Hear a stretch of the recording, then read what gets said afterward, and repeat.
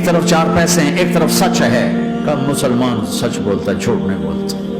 ایک دفعہ سہارنپور میں جھگڑا ہو گیا، ایک جگہ تھی ہندوؤں کی، مسلمانوں نے قبضہ کیا ہوا تھا، تو ہندوؤں نے کیس کر دیا، انگریز کا زمانہ تھا، عدالت میں وہ مسجد بنانا چاہتے تھے، ہندو مندر بنانا چاہتے تھے، تو دونوں طرف بات تپی ہوئی، تو آخر وہ جج نے کہا بھائی کوئی ایسا آدمی ہے، ہندوؤں سے کہا، جو گواہی دے دے تو اس کی گواہی تم قبول کر لو گے، اور مسلمانوں سے بھی پوچھا، تو ہندوؤں نے کہا جی ہاں، مفتی مظفر حسین صاحب اگر گواہی دے دیں کہ زمین مسلمانوں کی ہے تو ہم دے دیں گے۔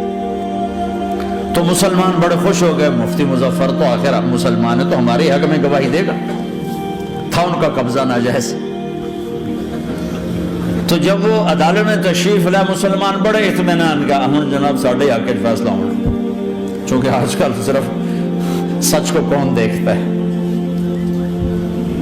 تو انگریز جج نے پوچھا ہاں جی مفتی صاحب آپ کیا کہتے ہیں؟ فرمانے لگے دیکھو جج صاحب، یہ زمین ہندوؤں کی ہے اور مسلمانوں نے قبضہ کیا ہوا ہے۔ تو مسلمانوں نے گالیاں نکالنی شروع، وہ یہودیوں والا بن گیا نا، گالیاں نکالنی شروع کر دی۔